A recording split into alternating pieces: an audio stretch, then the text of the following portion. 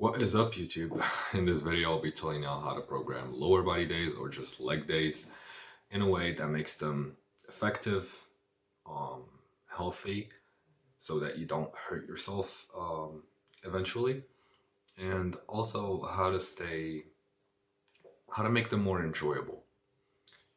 And this has worked for me and for my friend. He's sort of like my first client now, and it's been working perfectly because he's progressing strength wise. He's at it like so far like a plate and a half to his hack squat in like a pretty short amount of time. um yeah, so here's how I used to train. If you relate to this, you'll probably get quite a lot of value from this video. So here's my old approach. I used to do quite a lot of high rep squatting. So basically I would do a ton of drop sets on the Smith machine squat. And because I used to watch like quite a lot of Sam Sulek, and I used to like do that religiously basically. And I used to like do quite a lot of redundant exercises, and that means I do, let's say for example, a leg press and a Smith machine squat and a hack squat, like a lot of pressing movements that would, you know, I could have just done one and just kept the other volume for like other stuff that I'm going to be talking about in this video. So keep around, stick around. And I hated my leg days, which actually ended up in me skipping them completely. So not only was I like not getting the most out of them, but I hated them so much that I ended up like skipping them. I had quite a lot of hip and knee pain, and that was like sort of that I can like tell you that was like from my deadlifting days back in like the first years of high school. And I used to have like really shitty form, and it got me quite a lot of pain. So yeah, I did not understand how to warm up or how to rehab if I encountered any pain or discomfort of some sorts. So yeah, I'll show some videos of me um uh training like that back in the day. Um yeah, so and this is like my new approach for maximum growth, um time efficiency and enjoyment. This is honestly like how most of you guys should be training. For each session, let's say you train on a 2 times frequency, you have a squat partner, a leg extension, a calf raise, a hip hinge, a leg curl, all these things, right? And let's buy squats, for example. And I would program, I always keep calf raises like first in my workout because they serve a dual purpose, which is like I have small calves and I also want to use the calf raises to warm up my Achilles tendon, which also makes me squat deeper.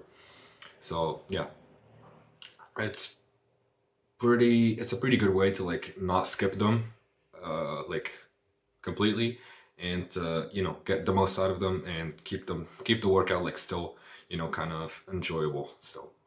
So I would always do my calf raises first, then move on to squats. Either they be like free weight squats or a hack squat or a Smith machine squat, um just like your heavy stuff, right? and and this is like not the most optimal way to go about it, because you'd be better off putting your leg extensions first because they're less like they're shorter length movement. But I just find it, I don't know, I just didn't try it yet to be honest. I mean, I'm trying to find a reason to like give you guys, but I'll try it. I'll see if it's like better, because yeah, I know I tried it because they cause me pain.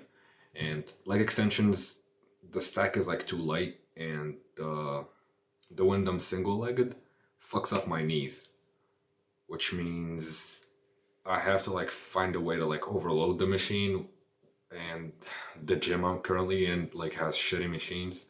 So yeah, I don't really do leg extensions before squats. So I'd recommend you do them. Try them.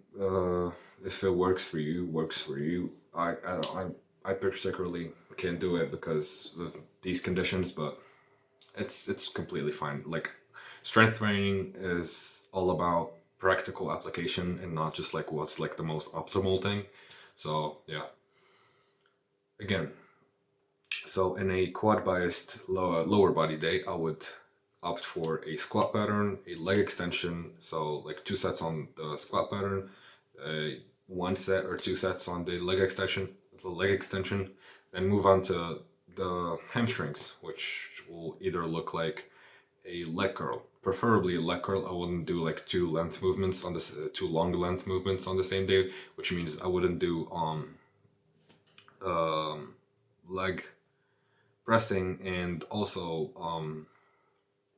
straight leg deadlifts. Yeah, I wouldn't do that as well in the same session because that's just like a shit ton of stuff to recover from, especially if you have like um, an entire week of training ahead of you. Or you could do that and have a rest day after it, so you have like time to recover. Now, after all of that stuff, you can start doing stuff that's actually gonna allow you to get like strengthen the weak links in your body. So that means your glutes, lower back, adductors. Um, I right now I don't have an adductor machine, so I just do the adductor dumbbell butterfly stretch whatever. I just put 2 dumbbells on my knees and I stretch my adductors basically.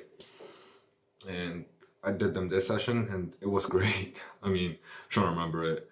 It was great. Like it felt great. Like my hips felt a bit off because the positioning was. I'm like still pretty new to this stuff, so the positioning was a bit off, but it was pretty good.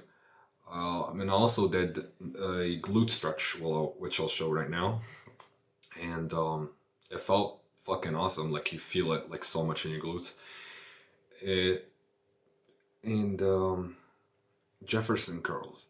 Now Jefferson curls are one of the best things you can like start doing because when I was like on the way back home, like from the gym, my back did not hurt. Like I remember like coming back from the gym, like just because like it's you're going like up, and going up fucking made my back scream, and it took me like a day to like start being more active. And progressing these movements is like the key to like actually getting over your weaknesses, because I see a lot of people like doing these stretches but they're not like progressing them. Yeah, and that's about it for like the first lower body day. The second lower body day I would do the opposite. So I would start with leg curls after calf raises, of course, and do leg pressing pattern that's like not as exhausting as like a hack squat. So like I would do like a leg press, which is still pretty exhausting if you get if you get me. So then I would go for a straight leg deadlift or a 45. Yeah, and that's about it. Really, what you're really going to be looking for is getting stronger with everything. Um, I have noticed that this way I'm freshest, even though like I'm not. Today I did like hack squats later in my workout, and I've still progressed quite a lot. I'm almost at 4 plates now, and like 3 weeks ago I was like struggling with three. Now I'm gonna be telling out how to warm up. I should have like done this earlier, but so I use calf raises as like a two two goal exercise, I guess, to warm up. So I do calf raises, then I do hyperextensions. Uh, so they're just like 45s, but I move my back a lot more. I try to like actively move my spine. So I do like spine bends. So basically on the 45 machine, I bend sideways and I try to like, try to get some blood flow into my spine.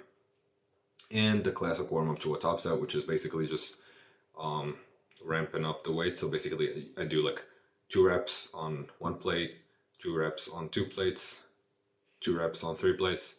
Then I started to do like I do 1 rep with like the weight I did last time, which was basically 3 plates and a half. Then I moved on to my top set. Obviously, rest between them, and yeah, I guess that's about it. Eventually, when I get like really strong on my hack squat, I'll go back to doing free weight squats because I just enjoy them. I love them, and yeah, that's about it. Thank you for watching and subscribe, or I'll come in your